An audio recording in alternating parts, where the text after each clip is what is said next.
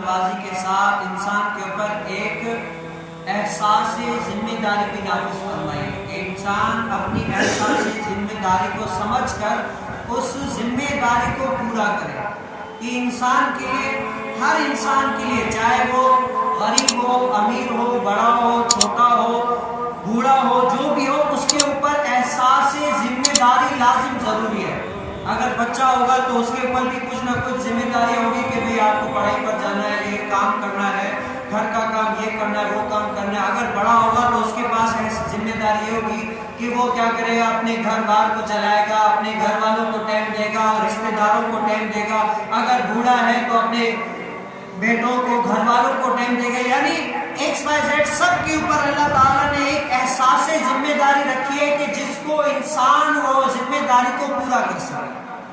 ایسا کوئی بھی شخص نہیں ہے کہ اس احساس ذمہ دار سے نکل گیا، نہیں، ہر کسی کے پاس جو بھی ہے اس کے پاس کچھ نہ کچھ ذمہ داریاں ہیں کہ یہ کام آپ نے کرنا ہے۔ تو قربان جی حضرت سیدنا عمر بن خطاب رضی اللہ تعالیٰ عنہ، حضرت سیدنا عمر بن خطاب رضی اللہ تعالیٰ عنہ کے اپنے وقت کے امام ہیں، بادشاہ ہیں۔ کیا ہوتے ہیں بادشاہ ہیں تو اثر رات کے ٹائم مدینہ منورہ سے نکل کر اپنا شاہی لباس ہٹا کر دیکھتا ہوں کہ میں اپنی عوام کو دیکھوں تو صحیح کس حال میں ہے، کیا کر رہی ہے، کیا ماجرا، یہ وہ کیا احساس ذمہ داری تھی نا۔ اگر آدمی بڑا بادشاہ بن کر نکلے گا تو سارے کوئی عزت کریں گے، اس ٹائم سے ہو جائے گی، لیکن عام بندہ نکل کر جائے گا تو پتہ چلے گا کہ آخر ہو کیا ہے، ماجرا کیا ہے۔ تو حضرت سیدنا عمر بن خطاب رضی اللہ تعالیٰ عنہ اپنے بادشاہ میں جا رہے، دیکھ رہے کہ کیا ہوا، کوئی کیا کر رہا ہے، کوئی کیا کر رہا ہے۔ تو ایک عورت کو دیکھا جس کے بچے رو رہے تھے، کیا کہ بچے رو رہے تھے، اور وہ عورت کچھ پکا رہی تھی اور بچے رو رہے تھے۔ تو پوچھا کہ اے عورت، بتائے لو بچوں کو آخر رلا کیوں رہی ہے؟ تو اس نے کہا کہ دراصل بچے کو اتنے دنوں کے بھوکے ہیں اور میں ان کو سلانے کی کوشش کر رہی ہوں۔ کہا کہ اس ہانڈی میں کیا پک رہا ہے؟ کہا کہ اس ہانڈی میں نے پانی گرم کر لی تاکہ بچے کھانے کے انتظار کرتے کرتے ہی سو جائیں، تاکہ یہ پکنے کا انتظار کرتے رہیں اور سو جائیں۔ کہا کہ کیوں؟ کہا کہ عمر کی بادشاہت میں میرے بچے اتنے دنوں سے بھوکے رہ گئے، کل قیامت میں عمر کا گریبان ہوگا اور میرا ہاتھ ہوگا۔ اب اس کو تو نہیں پتا کہ عمر بن خطاب یہی ہے جو سامنے کھڑے ہیں۔ جب عمر بن خطاب یہ سنتے ہیں تو ان کی جو ہے نا جیسے سانس سے نکل گئی۔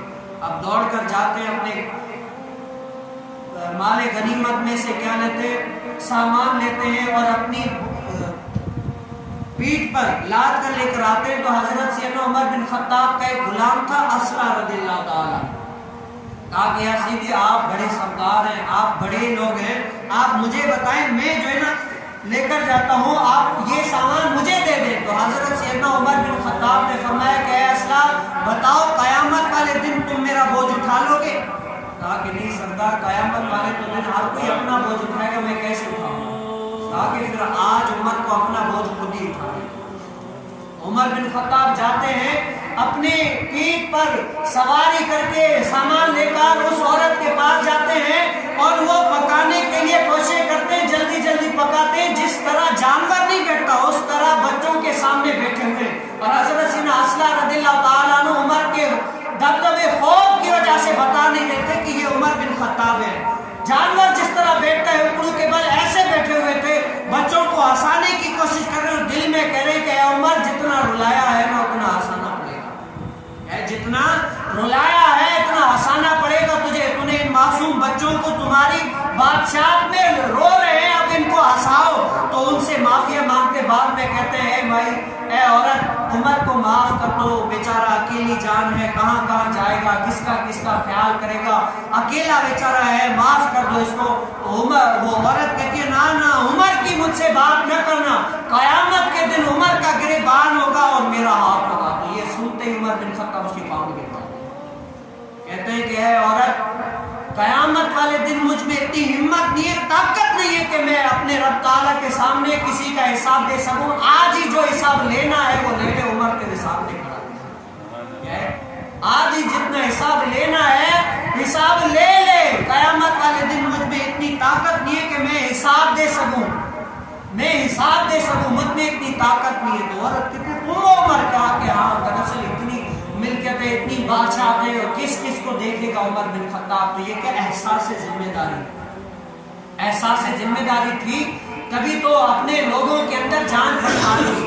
آج ہم میں بھی احساس ذمہ داری کی ضرورت ہے کہ ہم اپنے اندر احساس ذمہ داری پیش کریں. احساس ذمہ داری جس طرح ہم اپنے بال بچوں کا خیال رکھتے ہیں، پڑھائی کے لحاظ سے، کھانے پینے کے لحاظ سے، سب لحاظ سے، اس طرح اس شخص کے اوپر بہت سارے احساس ذمہ داریاں ہوتی ہیں جن کو پورا کرنا اس شخص پر ضروری ہے. کیا ہے احساس ذمہ داری؟ یہ اس شخص کے لیے ضروری ہے کہ اس احساس ذمہ داری کو پورا کرے. اسی طرح اس شخص کے اوپر، جس شخص کے گوٹ میں ایک مسجد ہے، اس مسجد کی ذمہ داریاں پورا کرنا وہ بھی اس شخص پر لازم ہے. اپنے گھر بار کی ذمہ داریاں پورا کرے، اپنے گھر والوں کی ذمہ داریاں پوری کرے، بچوں کی پوری کرے، سب کی پوری کرے. پوری نہیں کرتا تو مسجد کی نہیں کرتا. کیا ہے جہاں سے اس کا گھر بار سب کچھ چل رہا ہے، جس گھر سے رحمت آ رہی ہے، رحمت لے رہا ہے، جو رحمت والا در ہے اس کو چھوڑ رہا ہے، تو یہ احساس ذمہ داری یہ بھی نہیں ہے. کیا ہے احساس ذمہ داری یہ ہے جس کا کھانا، یہ کیا کہتے ہیں بزرگ کہتے ہیں برسوں کا یہ اصول ہے کہ جس کا کھانا اسی کا گانا.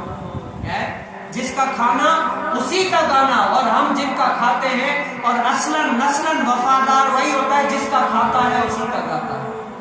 یہ ایک بزرگ کہتے ہیں مجھے تو یہ ایک کتے سے سمجھ آیا. جب میں نے کتے کو بلایا تو میں ہلاتے ہوئے دوڑتا ہوا آیا، تو میرے ایک ٹکڑے کی لاج رکھتے ہوئے دوڑ کر آیا. میں بندہ کتنا غافل انسان ہوں، رب مجھے کھلائے پلائے، اولاد جیسی نعمتیں دے، سب کچھ دے، لیکن میں اپنے رب تعالیٰ کے گھر میں نہ جاؤں. میں کتنا غافل انسان ہوں. ایک میں نے کتے سے سیکھا. تو انسان کے اوپر یہ بھی ایک ذمہ داری ہے. اگر انسان اپنی احساس ذمہ داری سے دست پردرد ہو جائے نا، تو انسان جو ہے نا لاغرض کہلاتا ہے کہ اس کو کوئی کام نہیں ہے، لاغرض ہے، یہ کوئی کام ہی نہیں کرتا. تو اس کو اپنی احساس ذمہ داریوں کو پہچاننا چاہیے. اسی طرح انسان کے اوپر اپنی مسجد کو آباد کرنے کے لیے بھی ایک ذمہ داری ہے کہ وہ خود آباد کرے. وہ ہماری زندگی میں ایک مقولہ ہے، کہتے ہیں یہاں تو مرس بنج، یہاں تو پان مرس تھی دیکھار، یا مرسن سا حلی کرے مرس تھی. اکڑو گال کرو یہاں تو مرس تھی یا مرسن سا حل، اکڑو گال دیو گال کچھ بھی نہ. اللہ تبارک و تعالی ہمیں جو ہے نا ایسی احساس ذمہ داری کی قوت دے تاکہ ہم بھی احساس ذمہ داری کو پورا کر کے اپنی کے پورا